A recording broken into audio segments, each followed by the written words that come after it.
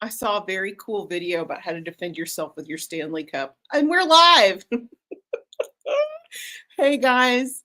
Um, as you know, it takes just a minute. There's a slight delay, so I want to make sure that everybody's on before we get started.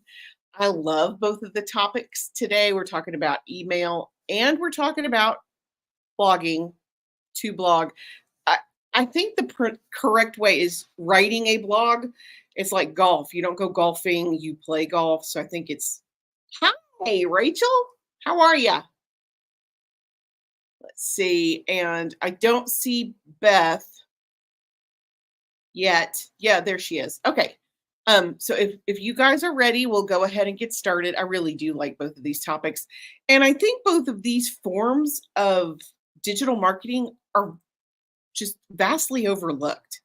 So let's get into the statistics of it and let's talk about, why and how to execute. So, hey, Vision Research.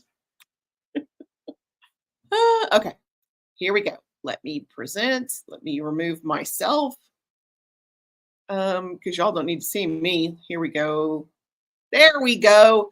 Okay, and as per usual, I will pop back and forth for questions, so do not hesitate to ask me if there's anything you want to know. And let me pull my phone off Wi-Fi so there is nothing I'm doing that's messing with our signal, because last week got a little wonky. And my phone is right here. So if you guys have any issues with the sound or anything else, send me a text. I will definitely see it. So let's go ahead and get started. Okay, welcome to blogging and email marketing. Yeah, I'm going to look that up and see if it's writing a blog or blogging. Yeah, yes. We're don't know why I locked down on that today, but yay. We're going to start with blogging. And yes, it is still very much a thing. It's been around since 1993, so it's been around a while.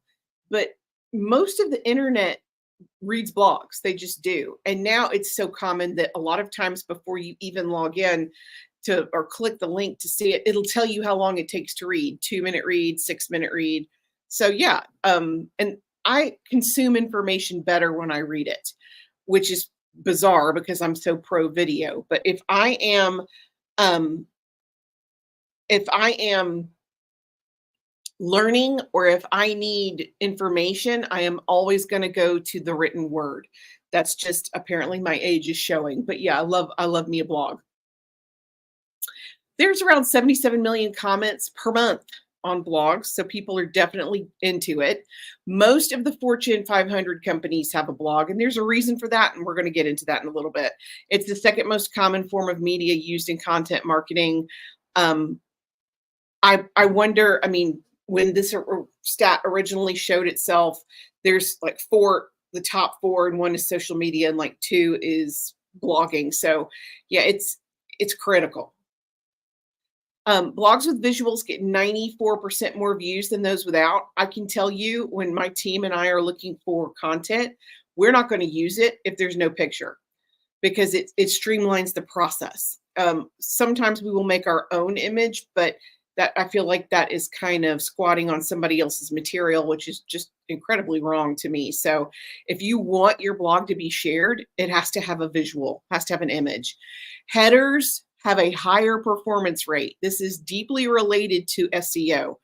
Headers are the different areas of the blog that you name. It's your title, and then it's the subtitles, and then the subtitles. So if you use H1 as your primary, H2 is your regular headers, most people can't consume information in big chunky blocks. So as you break it down and you name those headers are incredibly searchable and SEO rich. So when you fill your subheaders and headers with searchable keywords, it makes you so much easier to find. Because sometimes people are like, what's a header? It's your title sections.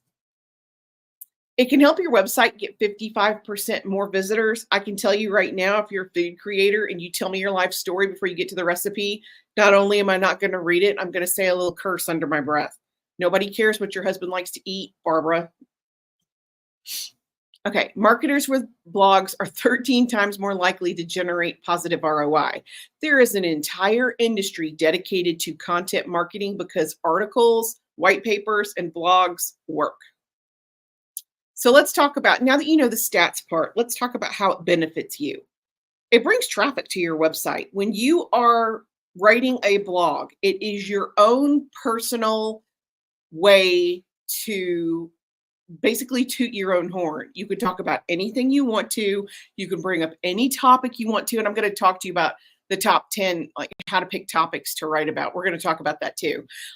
But truly, it brings traffic to your website because you're generating your own social media content. And when you have that link on Facebook or LinkedIn or heaven forbid, Twitter, it pushes people back into your website, which is going to help your SEO long term. It also generates leads and conversions. I refer to our blog often because we have written so many blogs.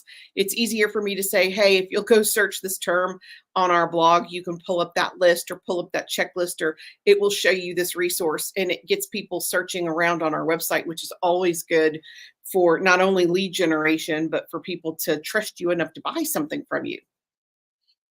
It is outstanding content for social media. And I'm going to talk to you about a few different ways you can share the same material where it looks different. We're going to talk about that too. It positions you as the expert. When you know what you're talking about and you say it loud enough to the right audience, I mean, you are the industry expert. I think that part of the reason that we have performed so well as a company is because, and I had a client jokingly tell me this recently, you sound like you know exactly what you're talking about. I'm like, well, God, I hope so. I've been doing this for 15 years. But when you talk as the expert, people consume you as the expert. That's what I'm trying to say. And when you can't represent yourself, your blog in writing represents your company and you to Google always. Great brand recognition. If you guys go look at our blog, we've been blogging consistently. We take 4 weeks off a year, so we're posting roughly 48 blogs a year. And I would bet you I've been doing this for 5 or 6 years, so we have several hundred blogs, which is not a flex by any means. Seth Godin blogs every day. More power to him. I would lose my mind if I tried to do that. So when you hit 50/50 is the magic number, and that's when Google starts really recognizing you in keyword searches, and you'll start to come up and dominate online. And it's a vastly overlooked art form for real estate because you have all of these cookie cutter, and no offense to real estate and realtors in any way, but when you have a broker that has 200 agents in your city, you have to stand out. And there are rules you have to follow for your website. So you can conform to those rules, but when you add a blog that brings your own personality, your own voice, and it makes you stand out, because I'll be the first person to tell you 98% of the other real estate professionals don't do it. It engages and educates your audience. Some of the coolest stories I have ever seen for like background comes from Alabama Goods. When I go into the store and I'm actually shopping in person instead of stalking the Instagram page, I see these cool background stories. I love that. So I can't be the only, what if I can't go into the store? How am I going to know this awesome information? Well, a blog will help provide that. And it gives you a changeable space on the website where you don't have to integrate it with Shopify and you don't have to change out a bunch of information. You can embed an image in a blog, and it's still a great point, to showcase the image to sell it. But it also allows you to tell your story. And I think that you guys have a great story anyway, as a company, not just your vendors, but your company. It gives you a chance to share your news and make announcements because, of course, you want to share news and make announcements. When you open a new store, if you've gotten an awesome grant, if this is your 30th year in business and you've seen your millionth pair of eyeballs, that's cool stuff to announce to your audience. It's great for SEO. And for those of you guys who may not know, SEO stands for search engine optimization, and it's how you use the terminology on Google to find things and to be found. So when you use the right words, it makes it easier for people to locate you. And it's a great opportunity for collaboration. You can offer your own insight to other people's blogs, websites, podcasts. It's just a great way to get your name out there and to encourage other people to share with you as well. When you start having a few followers and people want to collaborate, one of the best things they can do is write a guest post. And if you're good enough at your blogging, blog writing, yeah, jury's still out, Becky. It can be monetized. You can do affiliate marketing, paid ads. You can have sponsored posts is probably the most well-known version. It allows you to sell your product directly from your blog, including online courses. But there's a handful of food creators that do very well in the Southeast. When I say handful, I mean about 20. One of those food creators makes six digits just from her blog, just from her affiliate marketing and paid ads. That's it. She doesn't cash in on her. I'm sure she does now, but she wasn't doing pay-per-view. All of her money came expressly from her blog itself. And if the information's good today, unless, it's social media and it changes every 5 minutes, it's going to be the same information next year. The same rules are going to apply when you want to buy a house. The same rules are going to apply when you have no idea what to buy your dad for Christmas. These generic kind of, not generic necessarily, but these common concepts that are evergreen, you can blog about them and use them over and over and over. Okay, we're going to talk about how long should it be. So are there any questions before we start moving forward? Okay, so how long should it be? What a horrible question, because apparently nobody knows the answer. A blog post should be, and this has changed in the last year. Okay. I'm going to stay here for just a minute because I have several things to say about how long should it be. Again, like several other things before this, a lot of the leading experts do not agree. But in the last 12 months, we have seen a shift to longer writing. Now, blog posts, instead of a year ago, it was 500 to 1,500. Now it's 1,500 to 2,500 words. Long is more ideal. This range allows you to cover more in-depth topics. It provides more valuable information and allows you to really optimize your content for SEO. But really and truly, the optimal length of your blog post depends on your content goals, what your audience prefers, and your search intent.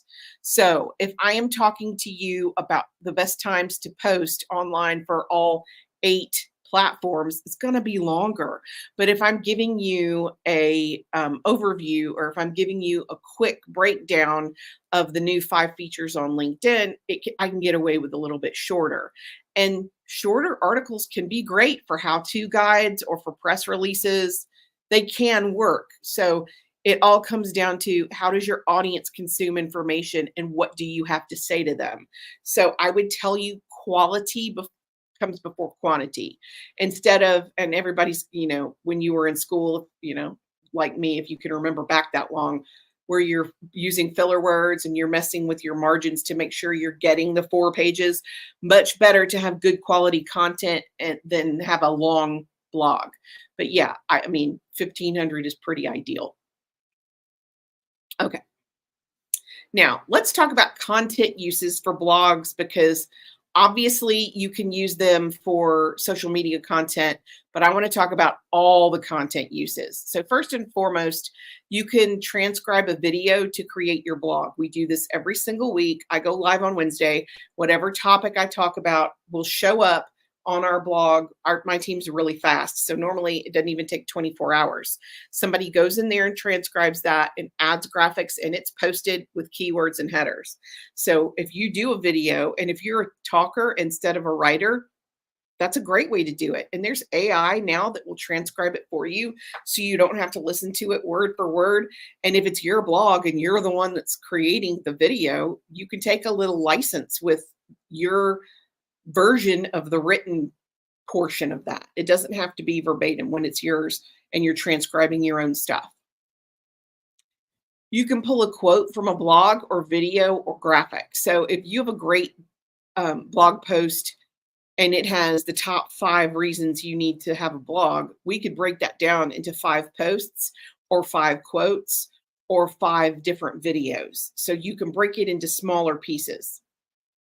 You can also add different graphics to an older blog and it looks like a brand new blog. So if you have a piece of content like the top 3 things you should not do before you try to buy a house, that content's going to probably be the same 2 years from now. So you can take that same blog and reprint it, update it, or even copy and paste it in for, a new search because Google likes change, and add new graphics and it looks like brand new content. You swap the 3 different things around a little bit. So number one's not number one, and you kind of randomly list it and change your images and it looks new. You can also convert your blog into a checklist or quiz. Quizzes are becoming a little bit more popular. There is a program for quizzes. It is a paid program, but I like the checklist version of a quiz where it's a yes, no, and then a yes gets a point and like no gets 0 points. And then you score it by how many points you have at the end of the checklist, but it's still an option for you to convert into a checklist or quiz. You can convert your blog into an infographic. Infographics still do very well. They're super pretty and they're very shareable. A lot of, content consumers will share an infographic like they share humor. ChatGPT or Gemini can recreate or update your blogs or make new captions. So you can take the URL to your blog and put it in Gemini and say, I would like you to rewrite this based on information that's accessible in 2024. And then you're going to tweak it because you never want to copy paste from Gemini or ChatGPT, but it will be very similar information with a new twist. Because, things change, things do update. So you do want to make sure you have the new information, but you don't always have to reinvent the wheel. Wave is something it's a app that I love. It is a paid app. You can do it for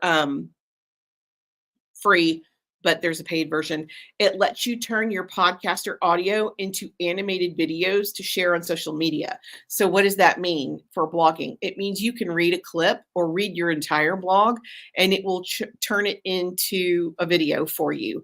So you don't have to start with a video. You could start with a written word. Then you just record yourself reading it on Wave and it will convert it into video. Again, it's the same material, but when it looks different and it feels different, it's new to your consumer. Lumen 5, I love Lumen 5. My team doesn't write as hard for that as I do. There is a free version, but there is also a paid version. It's not super expensive.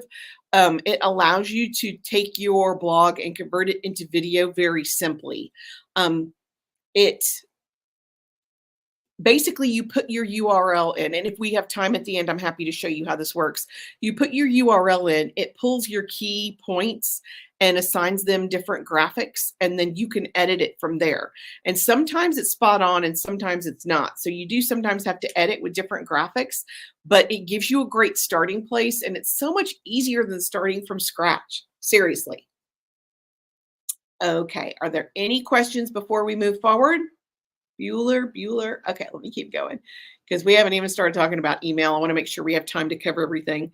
Okay, let's talk about how to create a blog, because the number one question I get really is, I have no idea what I'm writing about, which makes sense. So how to is still one of the most popularly searched for terms, not only on Google, but YouTube, Pinterest, TikTok. It's very popular. So how to is great terminology. And you can make it work for almost any topic. How to buy the perfect Christmas gift. How to know if your child needs medical attention from their eye exam. How to pick the perfect decor for your table for Thanksgiving. You could make a how-to out of anything. Lists, people love a good list, and they like numbers. So the top 10 best, we just did it right here. Top 10 engaging ideas to help you create a words are hard, compelling blog content. We could convert this to a blog tomorrow because we already have all the graphics to go with it. Simple. Case studies. I love case studies. And the fun thing is you don't always have to agree with them. Sometimes you can completely and totally disagree and give your opinion as you cite the case study. But case studies, facts, research, it still works. Behind the scenes, people love to peek behind the curtain. Showing them what goes into what you do is always a good idea. I think one of the biggest misconceptions about real estate, and it frustrates me, so it's got to frustrate the professionals in the industry. People are like, I'm paying you to just sign some paperwork and show me a house, a couple of houses.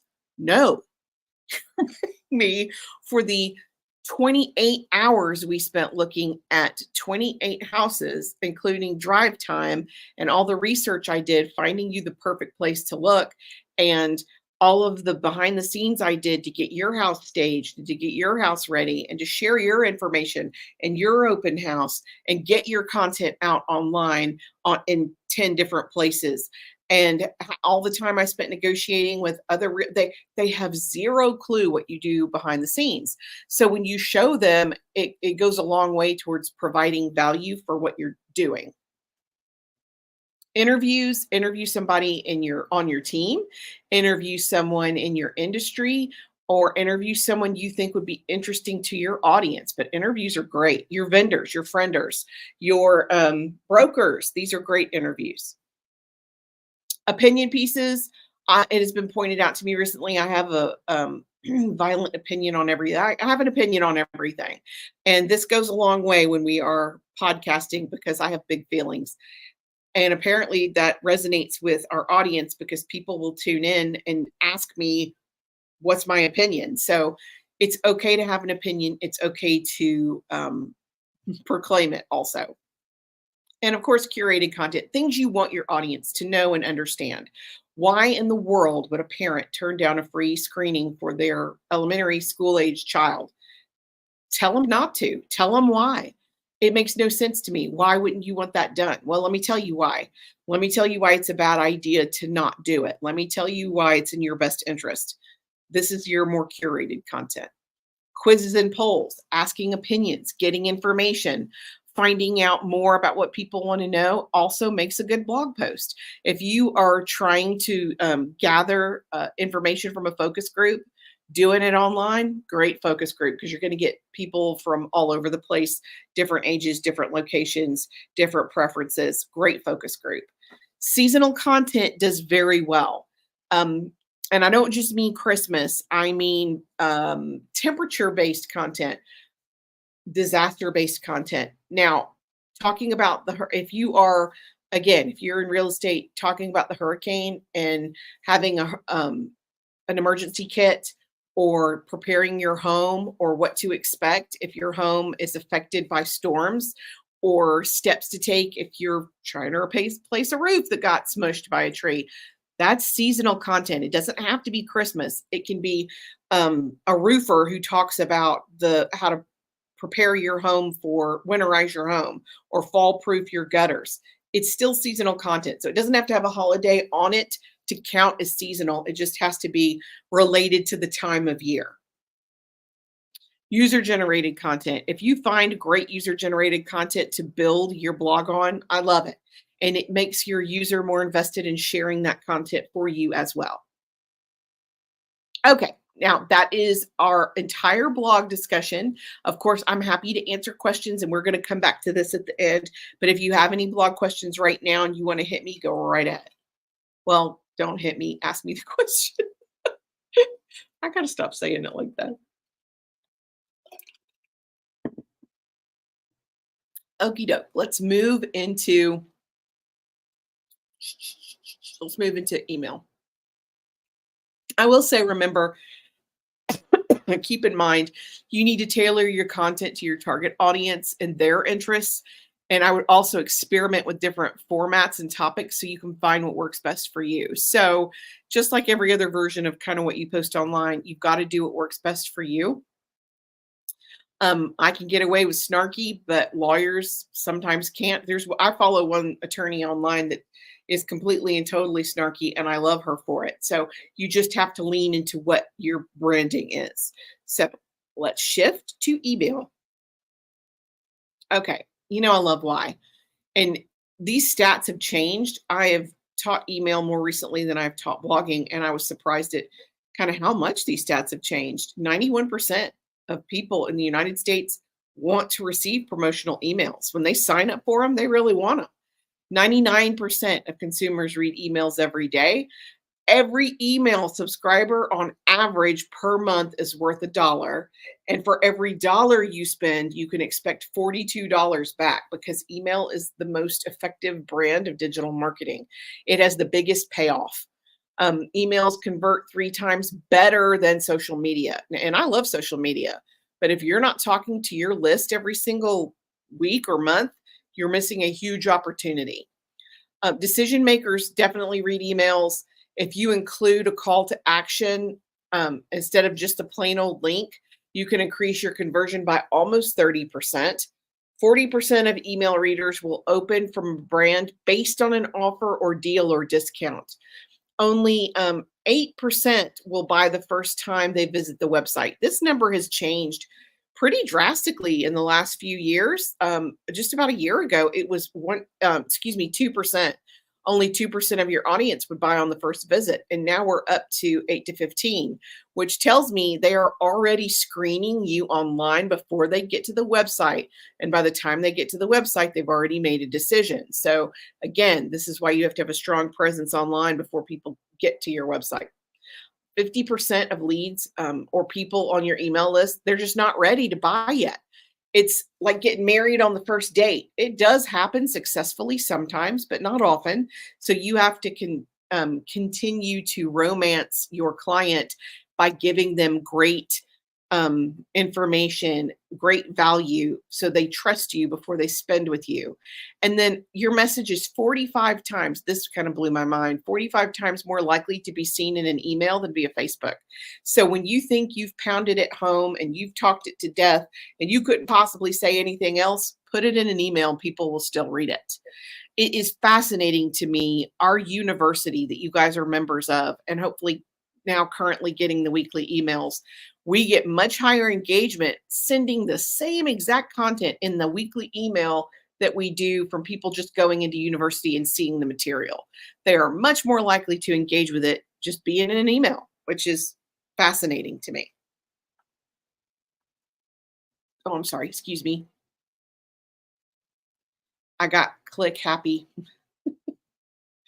Okay, so it does have higher ROI, higher return on investment than most marketing channels. And it's the highest in the last 10 years. It has the highest conversion. People also expect a welcome email.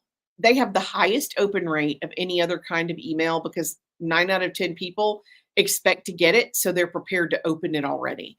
And 4 times as many are going to open it and 10 times more clicks, which is huge, huge. Personalized subject lines when you say, "Hey, Karen, we are so happy you signed up for our email," or "You're so happy you got our download." People love that stuff, and it generates 26% higher open rates. And of course, I haven't said video enough today. Adding video to your email can increase your click rate by 300%. Okay, now let's talk about how to get started. Do you guys, I am assuming not everybody has an email that goes out regularly, and that is okay. I want to talk to you about not only how to improve your current email if you have one, but how to start one if you don't have one.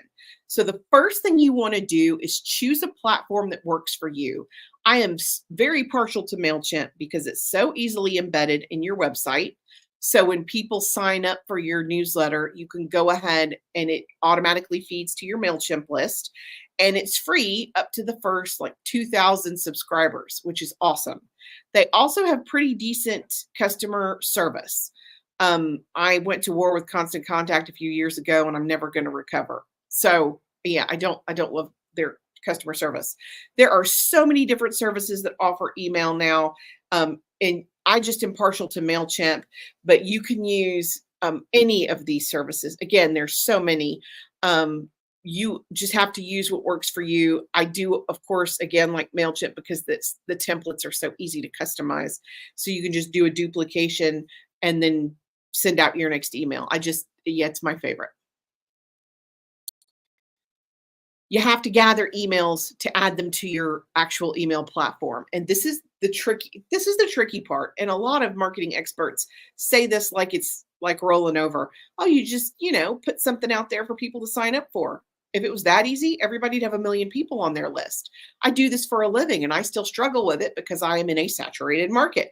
So you have to stand out to gather. Why do you think we have so much free stuff? I want to I want to grow my email list. Also, I'm all about value, sometimes to the point where I forget the sale part and just give the free part. So you have to be able to add emails to your list. One of the best ways to do that is to create a call to action to grow your email list. Okay, what can you offer? Well, one of the best things you can offer is a resource. I love a good checklist. I love a good how to. And it doesn't have to be written, it could be video. You could have a video all about the top 5 things you need to know before you go see a broker to buy a home. And it could be you talking, it doesn't have to be written out. You could offer a free mini course, like a free hour of instruction. You can offer, I love templates, and Canva's made it so easy to offer templates to people. Just love it. One of our free resources this month, we're having a contest on Instagram, and you win our Boo Basket, but we also give you our Halloween graphics folder is included, and it's going to have, I don't know, 30 graphics in there for you to choose from. All of them are customized, but they're templates for you. I love doing the free stuff. A free trial. Yeah, sign up for my membership. You get it free for a month or however you want to do it. Or just the most effective way to do it for real estate is to find out how much your home is worth. And right now, I mean, everybody is surprised at some of these values. So that's always fascinating. You want to create a welcome email with a call to action. So people sign up. Thank you for signing up for my free webinar. I'm looking forward to seeing you on October the 31st. In the meantime, it would be great if you would tell me this piece of information, or you could download our checklist here, or you can add it to your calendar here. People are going to respond to a call to action in a welcome email pretty well because, again, they're expecting to get a welcome email. Okay, so you also want to create a template. And templates are going to look different for everybody, but you want to keep it simple. You don't want to overcomplicate your own process. First and foremost, you want to have a headline. So you have to tell people, what is your offer? And then you have to have the actual message or the body of the email, and then your call to action. So if you are signed up for our email, we use the same template. We change out the subject line and the title, and then we swap out content for what's timely this week. We it's 3 parts. We talk about our blog. This is what you missed on the blog. This is what you missed. This is our video or our tip of the week that is unique to our email list. And then here's a call to action. And the call to action could be anything. It could be a course. It could be, most of the time it's Social University because that's so cost effective. It's $200 for a year, and it gives you access to hundreds and hundreds of how-tos and files. So it is, for the most part, on the bottom of every single email we send. Now, you guys have gotten 3 months for free. So go in there and download or pull anything you want to. But yeah, templates work. And then when it's time to send it out again, you duplicate your last email, you drop in the new information, and you're good to go. Oh, look, this is that entire discussion I was having. There it is. Sorry, I get so excited. What are you offering? How is it going to help the reader? And what action you want them to take? People, they need direction. You can't just hope they know what they need to do. You have to tell them, I want you to click here and download this. I want you to have access to this checklist. I want you to have access to this video. So regardless of what you're sending, you need to have the instructions. Okay, I love this website. You can do several for free. We do pay for this because we do so many subject lines. I will show you how this works at the end of our presentation today. But you put your subject line and it gives you a score. And it tells you what you can edit to make your score higher. It can't be too long. It needs to ask a question. It needs to be engaging. So it will tell you what's missing and what's working. And it's just a cool way to see if what you're doing is helping your helping your email get opened. Because really and truly, your subject lines are the reason your emails get opened at all. We're talking about 80% of people will not click open your email if the subject line does not engage them. So it's critically important for the subject line to be good. And I will tell you, including an emoji increases your statistics exponentially. People respond to emojis a lot. Now we're going to talk about what makes a good subject line because there are a lot of factors. You want to write your subject first. You need to keep it short.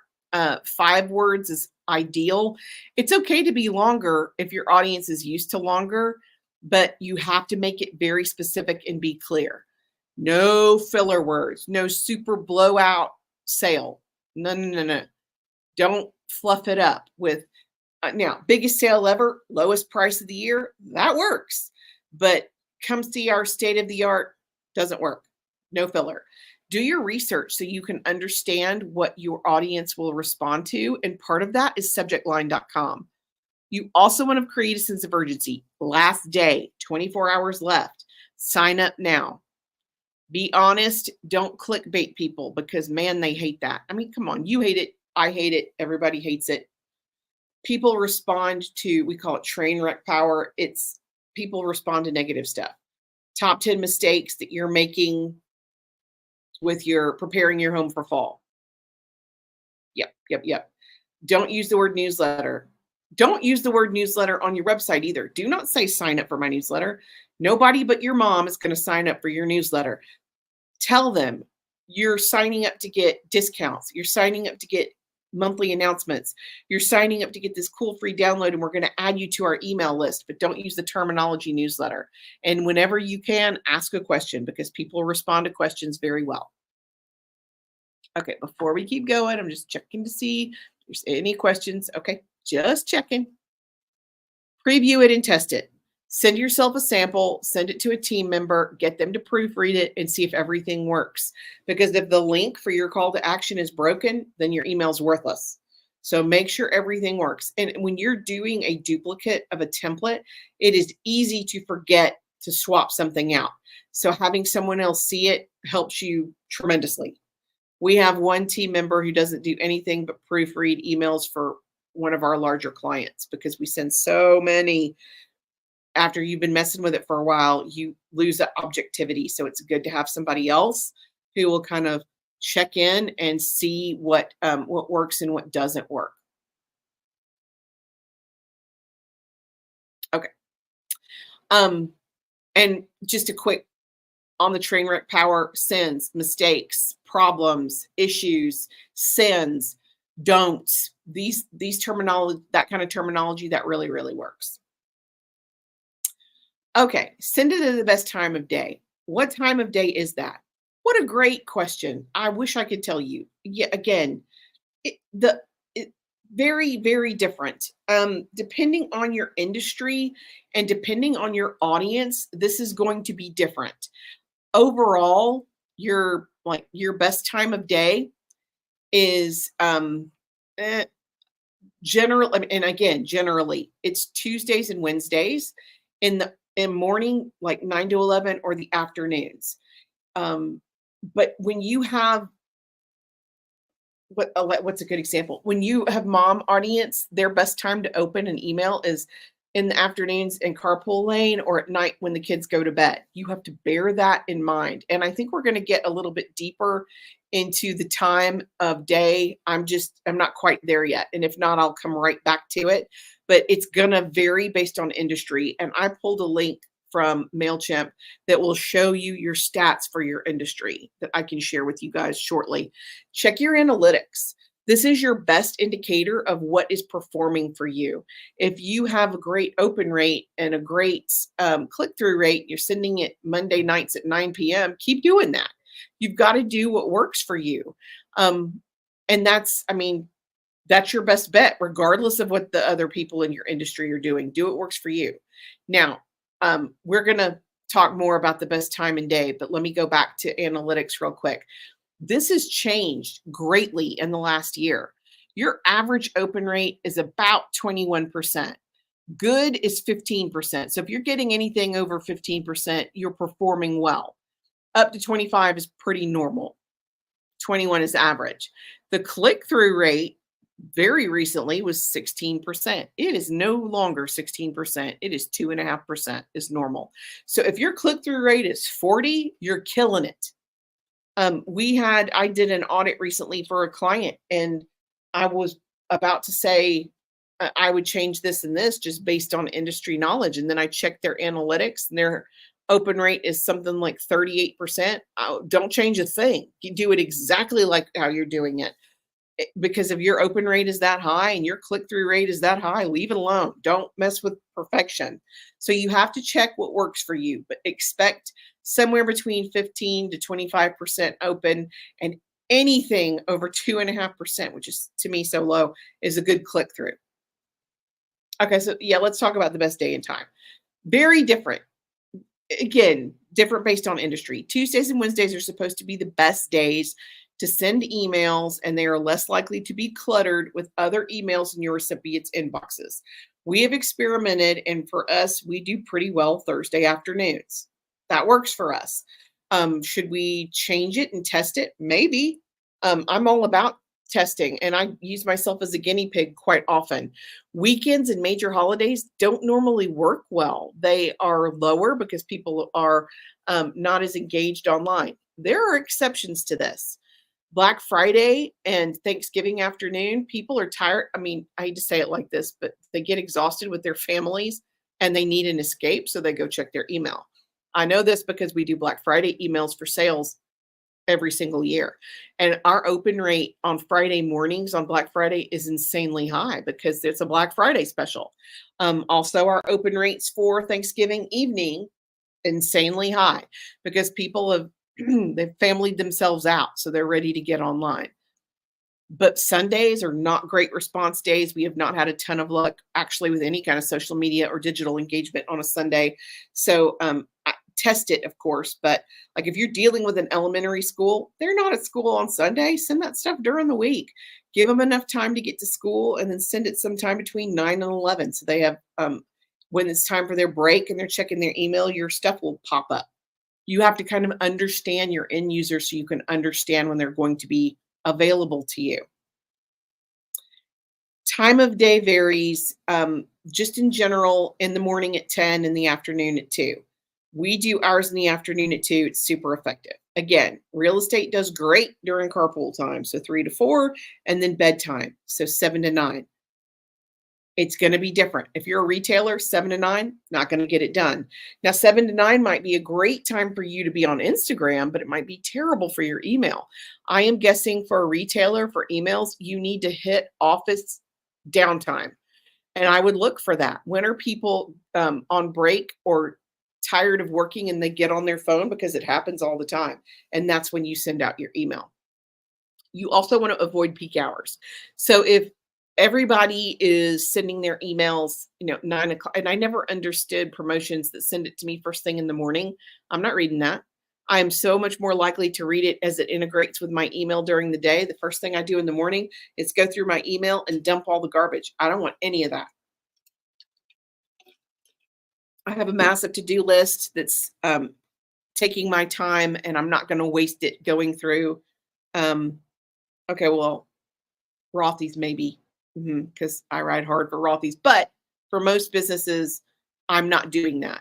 And I get my Alabama Goods email in the afternoon. Do I open it? Yes, I do. Because it's always different than what's on Instagram. So I know I'm going to get new information, which is also great. Okay, now let's talk about mistakes and how you can avoid them. Because boy, howdy, people make marketing mistakes in emails pretty consistently. My mom never signed up for my newsletter. That's just sad, Rachel. Oh, Rachel's mom didn't sign up for her newsletter. Funny, but sad. So yeah, most people don't sign up for newsletters. They sign up to get downloads, discounts, promotions, news, but not a newsletter. All right. Poor subject lines. Again, 80% of your audience is not going to get past a bad subject line. They're not. So if your subject line's not good, none of your information is going to be seen. Lack of personalization. Almost every single platform gives you the ability to have individualized names. Use it. If you could say, hey, Rachel, hey, Beth, hey, Angela, do it, because it's going to help you long term. I have mixed feelings about that. Like if I'm talking to a vendor in person or a provider in person and they call me by my first name, sometimes, I mean, I don't necessarily care. I think it's kind of weird, and I hate being called Mrs. Whatever. Don't do that. Just call me Karen. So yeah, again, you need to kind of understand your audience so you know what they prefer, but personalization works. Nobody is going to read your 20-page newsletter. Nobody. And this is a huge, huge sin, email sin. It's particularly prevalent with real estate. They will go on and on and on. Here's 200 listings. Here's a bunch of weird information I found to jam in here. Nobody's doing that. Simple. I am a very big fan of 3-part emails.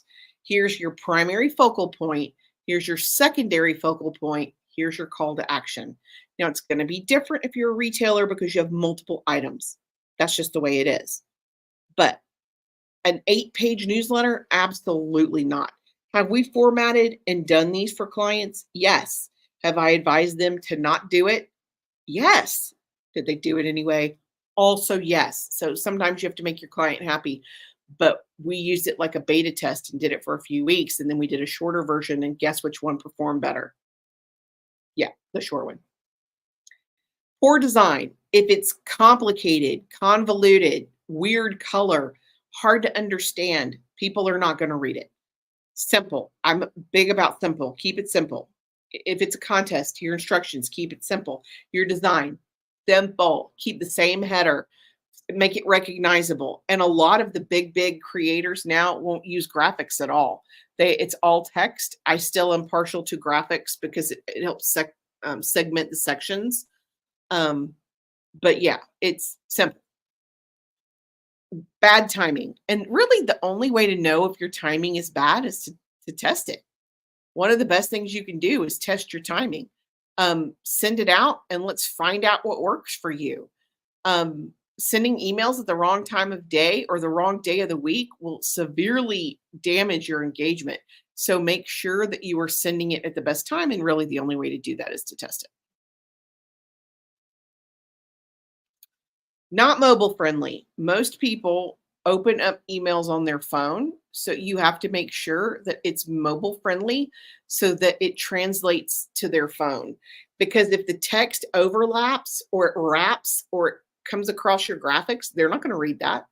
And they may not give you a second chance. So you need to test that it's mobile friendly before you start sending it out to your entire audience. A large percentage of emails are opened on smartphones. Okay. This is particularly irritating to most people. Don't ignore your unsubscribers. If they don't want to hear from you, take them off. And you don't want them anyway. Why would you want to try to, you've heard that phrase, preach to the choir?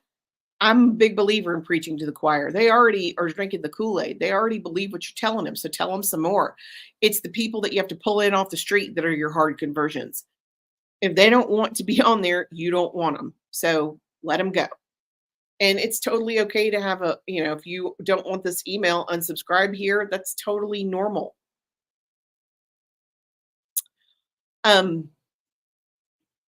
I feel like failing to honor your unsubscribe requests is damaging to your reputation, but it can also lead to legal issues. So yes, definitely honor your unsubscribers. Lack of segmentation. I would say even with the most experienced email sender, this is probably the biggest sin. So when I say segmentation, I mean, it wouldn't make sense to send Chelsea Homes to somebody who's shopping in Mountain Brook. So as a realtor, you might have your segments based on location. As a realtor, a real retailer, you probably have your audience segmented by location because your Huntsville crew is not going to drive to the Galleria to buy something. You want to make it as easy for them as possible. So segmentation matters. And it could be all kinds of different. It could be someone who's you have a list of people who've opened your emails before. That's a higher engagement list. You have a brand new list. You have it based on demographic. You have it based on age. But just in general, having it accessible and segmented, your open rates go through the roof when you have a segmented list and you cater to the segmentation. And I did mention interests and behaviors as well as location, but it makes your emails so much more effective. Overusing promotions. Again, this is a personal pet peeve. If every time you send me an email, it says sale, best price ever, act now, this is your last day, I'm going to tune you out quickly. It's just overwhelming. It's that used car salesman approach where you're constantly promoting products or services, and it's annoying. You have to offer a mix of promotional, informative, and you guys have heard me say educate, inform, entertain. There has to be a consistent mix. And I would ask you to think about it like a savings account. You put in, and then periodically you take out. So you build your value. That's your 80%, value. And your 20% is asking for the sale. So try to keep it as balanced as possible. Not tracking your metrics. You have to know what's working. You have to know if you're getting opened, if it's being delivered, how many unsubscribers. If you send out an email and you have a vast majority of your list unsubscribed, that is problematic. There was a recent issue with this online with a sticker company who sent out a mass email to every single person who has ever bought from them. And the very first line of the email was political. And they have a very polarized, it was very polarizing. The political statement they made did not match with their audience. Their audience is very different. And instead of reading the room, they sent this very inflammatory email. They lost like more than half of their database because they made everybody mad. So you have to track your metrics. And if you get something, hey, we had a bunch of people unsubscribe, what did we say today? You have to pay attention to that stuff. But I mean, most of you guys aren't going to make that kind of violent mistake. So what you're really looking for is key metrics like open rates, click-through rates, conversions, bounce rates, so you can see the effectiveness of your actual marketing so you know if it's working or not working. And that is it for today. I hope I was even with email versus blogging, and I would love to answer your questions. I am going to put the link below so you guys can jump into this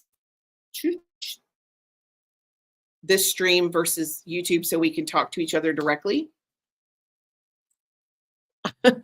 That's funny that your mom never signed up for your newsletter. Still funny.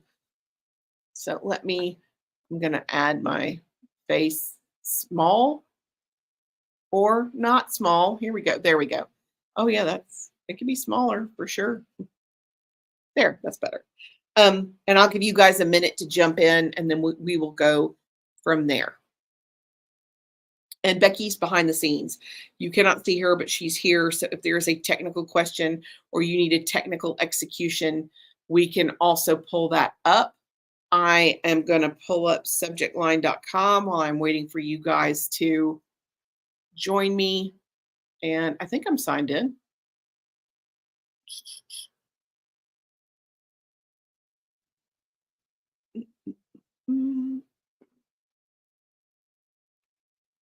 And I'll wait for you guys to jump over here. I know I'm a little bit delayed. And my phone is now mad at me too. Hey, Angela. And my phone is mad at me too. Let me stop sharing. Oh. Hey. Remind me to ask Beth for the photo that she wants to use for her YouTube. Okay, can do. And we're waiting on Beth. Is Jennifer joining us today? I know she's. I'm quite sure she was on the course, but I don't know if she's. She might be on the phone or something. No problem. We can always add her. Let's Becky, you see. can still see behind the scenes, right? So if I make my screen big, you can still see it. Yes. Okay.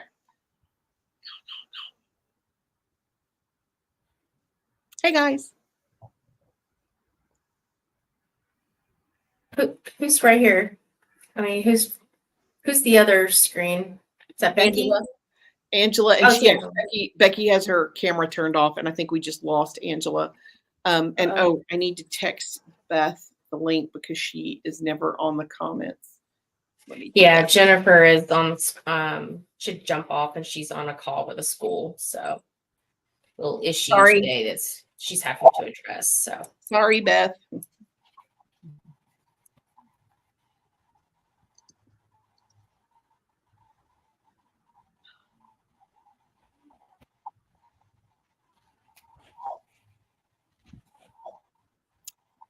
There's Beth. There's Angela. And yeah, Becky's still lurking in the background. She's a lurker. Don't mind me. Not creepy at all. at all. Now, I know Beth has an email because I read it every week. I love it. And Rachel, it would make sense to me for you guys to have some kind of communication with your nurses that, your feet on the ground. But it also doesn't have to happen tomorrow. So it can be something, down the hill. And I like recycling content because there are not enough hours in the day to generate 18 different pieces of content. So we recycle. I go live every Wednesday. That video becomes our blog. That blog gets featured in the newsletter. I'm sorry, our weekly email. I'm not supposed to say newsletter. I do it too. That's all the same content, but because it's consumed differently, I get different people who view the video versus different people who open the email. And then I'll add a tip of the week, which is sometimes it's like a 60-second to 3-minute video. So it's much more streamlined and fast. And then we have our offer at the bottom. You don't have to reinvent the wheel to get that content out there. So I want to make it as circular and as easy to recycle as possible. And I know, Beth, you're in the season. So your email this week was Boss's Day, which is fascinating because I haven't seen any of that information. Like, I didn't know you had any of that stuff. Did I read? That's right. That's next week, isn't it? Wednesday. Yep, it is. Don't tell my boss that. But yeah, I love that stuff. And I will always watch how to get ready for fall or home decor for your front porch. One of Rachel and I have a friend, I call it it's time for the mom sacrifice because she buys them once a year and lets them die. So it's the season for the mom sacrifice for her to get her front porch ready. I love stuff like that. And there's so many variations because the holidays are so engaging and there's so much traffic. So, yeah, Beth, I could see you guys do a kind of a version of blogging anyway, but you could easily, like when you're doing, video interviews with your vendors and then transcribing that and putting it on your website, it makes it searchable in a different way. So we used to blog and we kind of quit about 5 or 6 years ago. But I'm thinking about starting again. It was me, and there's only so much time in a day. Yeah. I don't know how you do all the stuff you do anyways. I mean, seriously. I think we kept it for about 6 months. It was kind of just starting to gain steam. And then it was like, you can't give up after 6 months, but we did anyway. So it is something we need to think about for next year. Well, and I'll be the first person to confess, I'm not transcribing my video. I hate listening to the sound of my own voice. We have a team member who runs it through an AI program and then tweaks it, matches it to my notes to make sure everything's right, adds the graphics because that's the fun part for her. She likes the graphics, and then she posts it. She's also in there building the email. So she's so fast because when you run it through AI, it's a game changer. I mean, it wasn't that long ago, you had to listen to every word. And I'm like, I'm not doing that. That's horrible. So it streamlines. And something else that you could blog on, not just because you're seasonal, but also you have so many cool backstories and so many cool vendors to highlight. Yeah, we really do. and you're a women-owned business, and Yeah. your origin story, and each of your team members has a story. I like Rachel's history. I think that's fascinating. She's been at the same company since she was old enough to drink. So true. That's fascinating to me. Is that what makes you drink? Is your work? Yeah. Yes. Yeah. Maybe Yeah. not your work, Definitely. maybe your boss, but yeah, it's a Okay. fun variation. A few parents too. Yeah. She's just sad because her mom's not signed up for their newsletter. Well, and that was my wedding blog, which did really well. It definitely drove my stats. I was amazed at how it used to rank so high in this competitive field in the Birmingham market. Only because, and Ben used to say, because I got such a big jump on it right away when I first went into business, that I was blogging way before a lot of other people started blogging, and it just kept me always at the top on the first page for results for wedding planner in Birmingham. So Yeah, but I know it works. your curated images were outstanding. True. But Yeah, my mom was like, "What's going on?" I'm like, "Well, Mom should sign up for the newsletter. You'd know, you'd see what's going on." And she doesn't. I don't know how to do that. one of our Can folks, you one of my team members is getting married, and I was talking about Rachel, and she hasn't been around long enough to know Rachel's background. And I was showing her, like, she saw a picture from the old office, and she saw the tent picture. Yeah. She's like, "What is that?" That's Rachel, one of Rachel's weddings. That's a tent at the club. She was like, "Rachel did that?" Yes. I love the Instagram page is the only footprint Two Hearts still has on there. The website's gone, and but the Instagram page is still there, and I think the Facebook page is maybe still there, but just shows closed. So yeah, it's weird. Well, and Beth, you guys are doing emails every week now, right? Mm-hmm. Yes, through till about mid-December. Okay. Yep. Angela, based on your industry, you could get away with 1 or 2 a month. But Beth, if you don't do it every week, you're missing dollars. You're letting go of money. Yeah. So yeah, it's going to be very different. And like Rachel, it doesn't make sense for her to send out emails in the summer because there's nobody to receive them. Right. So, I mean, she could send out, one, say, have a great summer. I hope everybody's doing well. Here's a fun picture of, a pool, or, just to kind of stay in touch. But it's just very different audiences, makes different priorities for sure. Yeah. But Rachel, you're more educational. So I would love to see some like blogging from you so people understand the benefit. I don't, as a parent, understand why anybody would turn down the service. I know they do. I don't get it, but I know they do. So tell them why that's a bad idea. And I do love your story. And Jim has a story. And all of your employees have been there forever. They each have their own story. Employee highlights would be so cool, or nurse highlights would be so cool. Yeah. We have some testimonials from nurses, and we thought about highlighting the nurse of the month or something like that. Somebody that's gone over and above. We've already have a few that are really outstanding to work with. Rachel, one of the things I love about nurses is when they tell stories about, especially kids. A kid came in today and said this, and it's really, really funny because of the way kids think. You could probably send out a weekly or daily email about the funny things that kids say without identifying that kid. I would love that. That would be awesome. Like, yeah. Kids say the darndest things. If you have a kid quote of the week. Yeah. That would be hilarious. And I'm sure you have a few up your sleeve you could pull from. Well, that, and we can definitely ask our screeners to tell us what they hear out in the field that day. Yeah. Because that is where it is hilarious, is out in the schools. And they love on our screeners. They hug on our screeners. And some of these kids, that's really about all they get. It's really sad. The affection that some of them will give just to receive. Yeah. And they spill their guts. This is the age that they tell anything that crosses their mind. We had to have a very come to Jesus conversation about you cannot tell your teacher anything that comes out or goes into anybody's body in our house. How's your stomach doing? I'm like, Jonathan, really? Because they tell everything. My 8-year-old told everybody we're having a Halloween party and to come to our house for Halloween. We are, in fact, not having a Halloween party.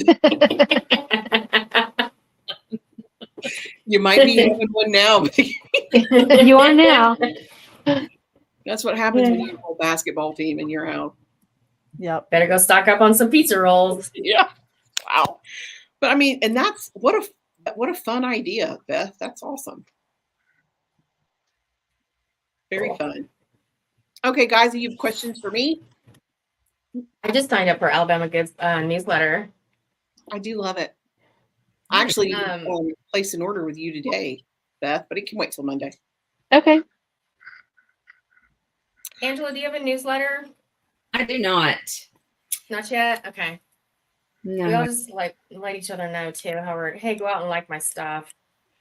Beth, the Alabama Goods YouTube cover, the pictures look great. I see that you were able to make it all fit and it looks really good, but there's like a avatar person in the middle.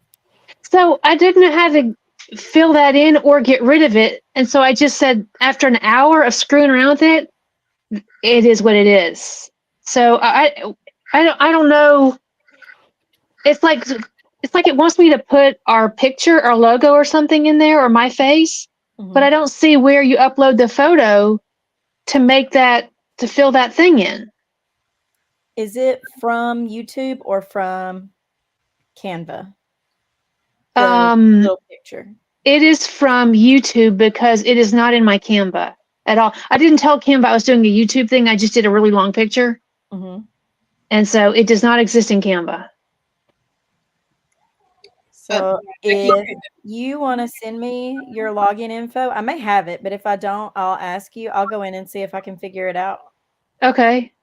Well, then if that's the case, I need to get rid of my logo in that other spot because I don't need two logos in there. I think that's what it's fishing for. Yeah, I'll see if I can get rid of it, but if I can't, then we can just move the logo. Okay. I'll figure out my login info. And it's not your fault it didn't fit. YouTube cover art is the wonkiest. We have to mess with it to make it fit. I kept like resizing it to what it wanted, and then it would want something different. It's like, yeah, make up your mind. It's so frustrating. Yeah. Yeah.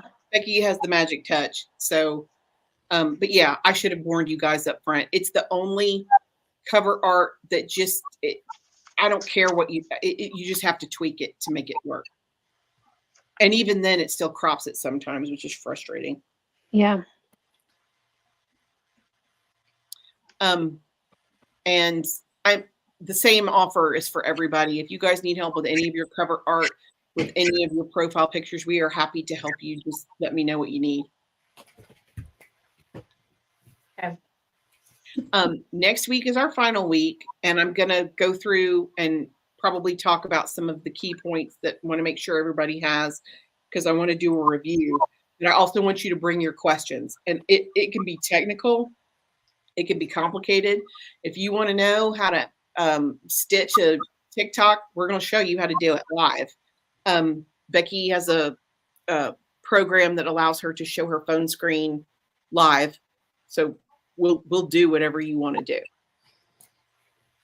Okay. Beth, what was the last subject line of your last email? Something about Boss's Day. I can log in and figure it out, but I use Headline Monster to craft my headlines. Awesome. And then I start with something that I think is good, and it tells me, oh, that sucks. And then we kind of work on it until I get like at least an 80 or 85. This is subject line. Becky, do you know our last subject for our last email? I can look it up really quick. That's coming out probably right now. Yeah, it came out today.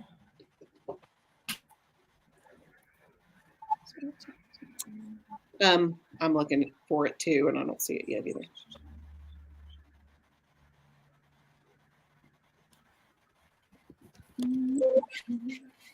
So the weekly email is always this week at Social University for the university people. But it's because they already are aware of the value that they're getting. We're not trying to like get them to sign up for anything. I'm trying to convince them. I mean, that's your content. You paid for it. Definitely open the email. I would love to do an example. Do any of you guys have any emails like in your email that we can swipe the title and test it? I can get over to my computer.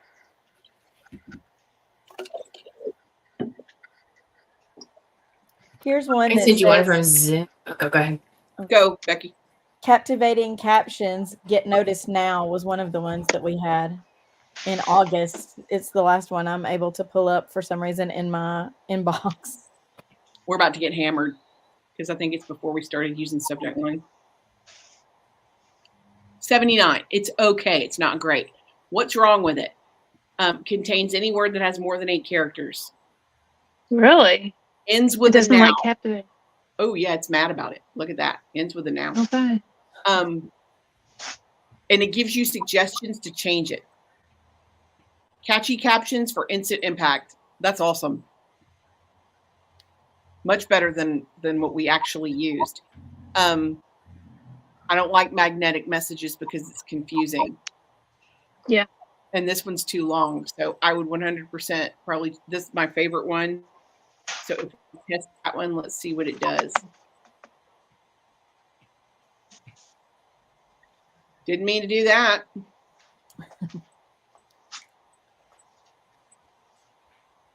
I like your headline analyzer a whole lot more than mine. I'm going to start using that one. I do pay a very small fee. Come on, Karen. I do pay a small fee for subject line, but it's not expensive at all. And there's a free version that you can totally use. Let's see if it likes its own subject line that it gave us. I'm going to laugh out loud if it's not 100. It's not 100. It's like this one is better, but it was not the top one that we gave you. It still needs more urgency.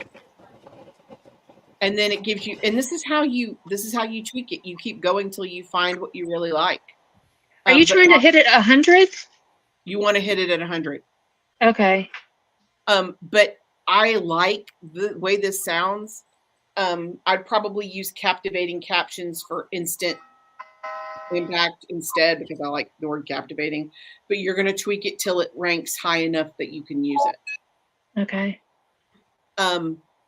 Powerful captions for instant impact. That's not bad. And I mean, Nicole, who sends our emails, we do it for customers also. You would be shocked at how many times we tweak it.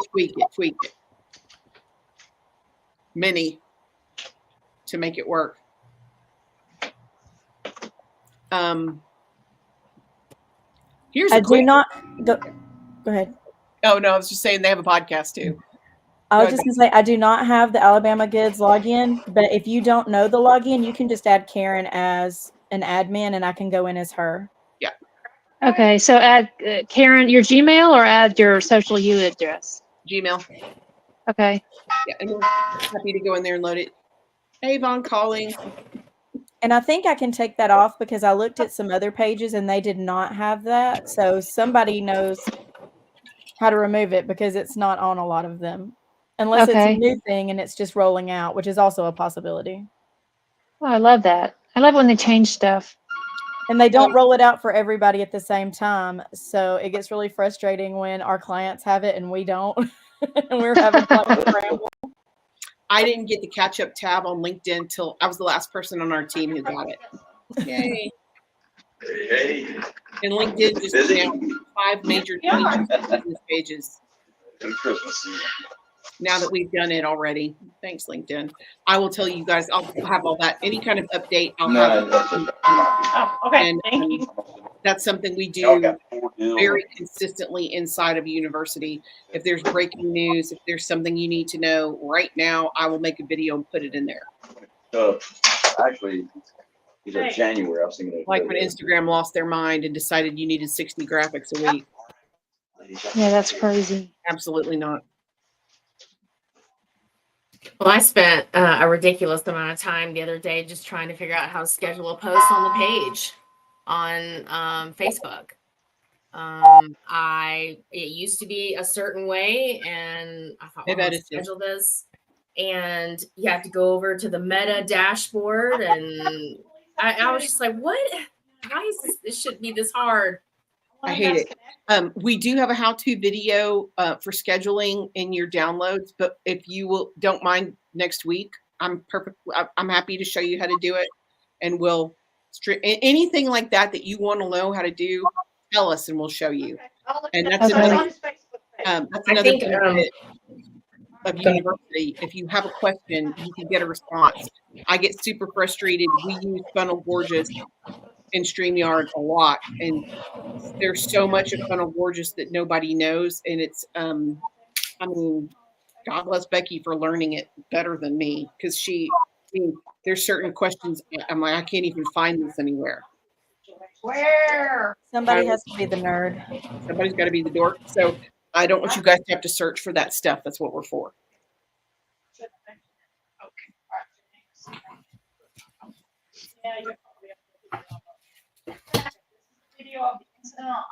Rachel, is that a fan or a ring light? Directly behind me, that's a Dyson purifier, air purifier. And then, of course, my lamp is really blowing us out back there behind. I should turn that off. Yeah, you're The big sun. That's just a lamp. Sorry, I think about that. Well, it's cool enough outside that the air conditioning in our office is not all the way on, and I thought when I got here I was going to die. So, yeah, our fan's on too. Yeah. Can you actually hear it? No, not at all. Oh, okay. I keep looking at the circle. 100% thought it was a ring light. Me too. Yeah. Yeah, no, Like- it's a Dyson. Like a mosquito drawn to a bug light. I keep looking at it. I was like, Rachel has been making her videos. I see proof that I was misled. No. Okay. Any questions? Anything you guys want to know or cover or review? And if you want to submit questions before next week, I'm happy to do it. I'd love a heads up because I know that some of you guys are planners. We won't call anybody. But it's totally okay to just have questions in the moment. And we'll hang out as long as we need to hang out to get everything answered. And make sure all the downloads are accessible, make sure everything's accessible. Are these recorded sessions also up there on the university site as well? Okay. Becky may still be catching up from being on vacation, but yeah. So they will be available on the pages that they're on, but they are not on university because everybody in university is not in the course. Mm. But You mean like the individual links that Karen has been sending out for each module? right, you can still go to those and watch them. Okay. But I'm also, as soon as we're done with next week, I'm going to make a single page that has a link to all of the modules on it so that you don't have to try to find each one. Awesome. You break them into chunks. I've been working on that. Yes. Oh, yay. Because I'm just slow. I've been told recently I have ADHD, which is a total fabrication, but total lies. But I like little pieces. When I'm doing training and I see 60 minutes, just shoot me in the head. I like 10 minutes, 8 minutes, 5. I like the little pieces. Would you guys rather have them broken into pieces and videos like that, or would you rather have timestamps with each subject? Because I can do it either way. Ooh, timestamps works. Why am I voting? What do you guys like better? I think if you bring it up and we have the ability to say, okay, I want to go and specifically find this little portion again and refresh myself on that. I love a timestamp, just like I love a good chart of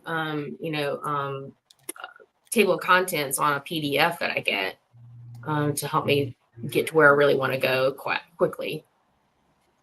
But I don't think it's necessary to you. Do you guys to like break it up into a bunch of different videos? Yeah, timestamp's fine. Yeah. It'd probably be smoother with a timestamp because sometimes when you cut the video, it cuts off funny. Yeah. I can do that. Not funny, haha. Sorry. Okie doke. Any other questions? Bueller? No, I don't. Beginning. Nobody in my office knows what that means. It's just sad. Bueller? Because you've hired all the youngins. Oh my Everybody's god. All the Oh. old people That's live an out of the iconic office. statement. It is. Like, Everybody you need over to, the like, age of you 40 need- lives away. You need to like consider, this is going to be required viewing in order to use social U team. I said, my colors are blush and bashful. And Becky said, say it, Becky. I lost Becky. Wow. Her colors are pink and pink. And everybody in my office is like, how do you not know that? You're Southern. For the love of Pete, watch the movie. I thought, well, I can't say anything. There's a lot of movies I haven't seen before. Yeah, but come on. Steel Magnolias is the classic. I was about to say, I have, True. sorry, I didn't realize I was on mute. I have a friend here named Shelby, and I'm always telling her to drink her juice. And I'm like, don't you get tired of people telling you that? And she's like, nobody tells me that. Wow. And my kid grew up hearing a lot of that stuff, so he gets references that other kids his age don't understand. Like when he was little, and I couldn't find him, I would say, I am the walrus. And wherever he was, he would say, cuckoo, cuckoo in the house. But his friends didn't know what that meant. They had no idea. Well, and when he was like 6 or 7, his teachers did a get to know you sheet. And one of the questions was, if I had $1 million, and he wrote, I'd buy you a green dress, but not a real green dress. That's cruel. And she laughed out loud. I'm like, that's my kiddo. That's so funny. Now Oh my that's going to be god. stuck in my head. Thanks. Sorry. It could be worse. Yeah. All right, guys, we will be back again next week. And if you have any questions, just let me know what you want to know. Sounds good. I just sent you that admin add-on Okay, for I'll do it YouTube right now. at your Gmail. Okay. For I guess for Becky. Yes. Okay. I have a question. I do have a question. The content calendar way back in module 2 or whatever, when it was first introduced to us, there was a weird formula. I mean, it wasn't carrying over the formula or something. Becky, did you have a chance to look at that yet? Yes. I don't remember who I sent it to, but I found the fix and sent it to someone, but apparently it did not. It wasn't you. So I will and send if I just go back to the original link of that section and just click on that and download it again, will it be an updated one, or is that? So I'm trying to remember what it said was the problem. There was something where when you copy the formula, for some reason, the values don't show up. And so it was just, I think it might have been that they copy and pasted the original cells individually just for that one section into the new section so that they would paste correctly. But I will check and make sure that was it. Yeah, I was trying to get to it to see if I could tell you what it was saying. Yeah. Becky is the reason stuff gets done. I won't even pretend like I can take credit for that. Well, I did not make the content calendar. I only have just loved it. So I can't take credit for that one. Laura made the content calendar. Laura and Jason made the content calendar. But Okay. yes. Well, if I have any more questions, I'll just text you. It's got to be Becky. That's not me. Oh, maybe. Okay. Right. All right. All right, thanks. I'll see you guys next week. Okay. Thank you. Bye. Rachel's hair still looks amazing.